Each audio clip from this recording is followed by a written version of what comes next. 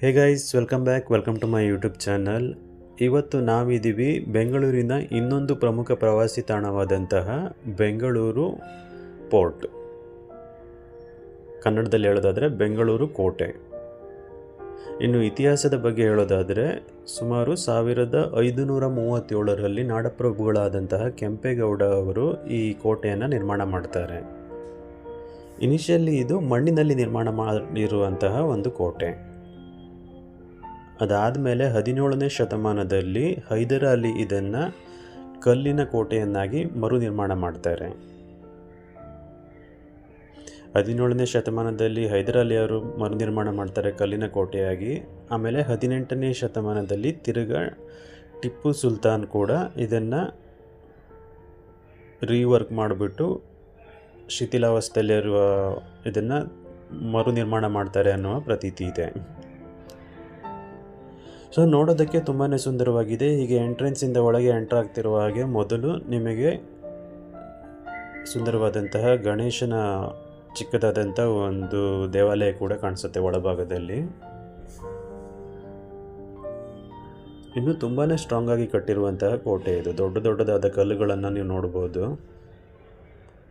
ಇನ್ನು ಅಲ್ಲಲ್ಲಿ ಚಿಕ್ಕದಾದಂಥ ಸುರಂಗ ಮಾರ್ಗಗಳು, ಕೈದಿ ಖಾನೆಗಳು ಎಲ್ಲನೂ ಇದೆ.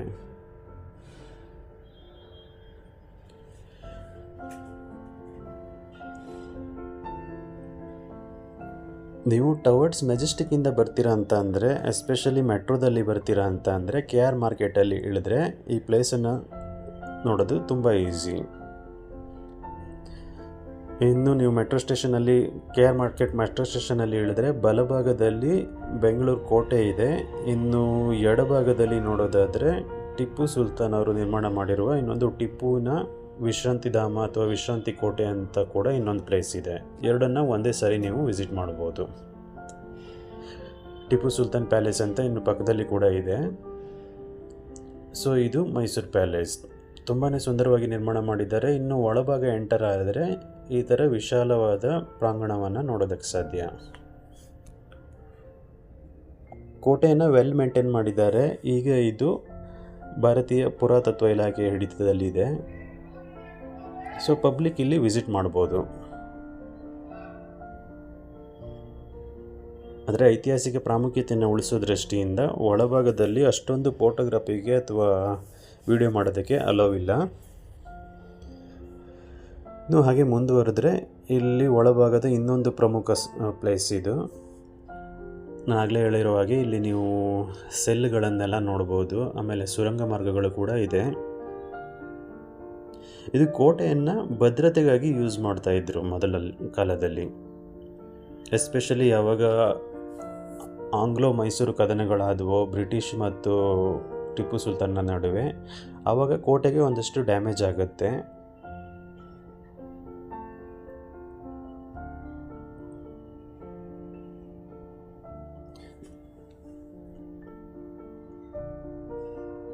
ಹೀಗೆ ಸುತ್ತಲೂ ಆವರಿಸಿರುವಂತಹ ಒಂದು ಪ್ರಮುಖವಾದಂತಹ ಕೋಟೆ ಇದು.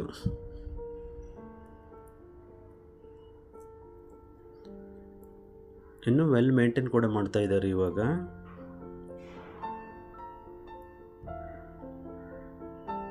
ಇಲ್ಲಿ ಯಾವುದೇ ರೀತಿಯಾದಂಥ ಎಂಟ್ರಿ ಫೀಸ್ ಇಲ್ಲ, ನೀವು ಆರಾಮಾಗಿ ಬರ್ಬೋದು.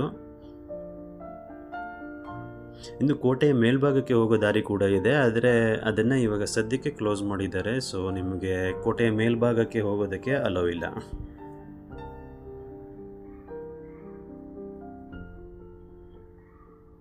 ಇನ್ನು ಕಲ್ಲುಗಳ ಮೇಲೆ ನೋಡಿದ್ರೆ ಕೆಲವೊಂದು ಕಡೆ ಸುಂದರವಾದಂತಹ ಭಿತ್ತಿ ಚಿತ್ರಗಳನ್ನು ಕೂಡ ಕೆತ್ತಿದ್ದಾರೆ, ಸೂಕ್ಷ್ಮವಾಗಿ ಗಮನಿಸಿದ್ರೆ.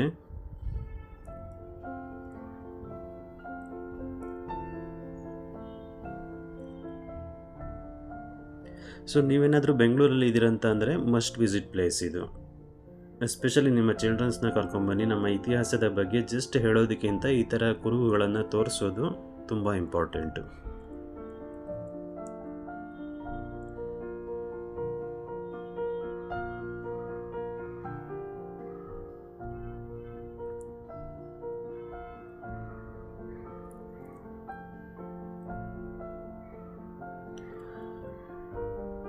ಹೋಪ್ ಈ ವಿಡಿಯೋ ನಿಮಗೆ ಇಷ್ಟ ಆಗಿದೆ ಅಂತ ಅನ್ಕೊತೀನಿ. ಇಷ್ಟ ಆದರೆ kindly subscribe, watch, like and also hit on bell icon to get all the future notification and also share whoever wants to visit this place. Thank you.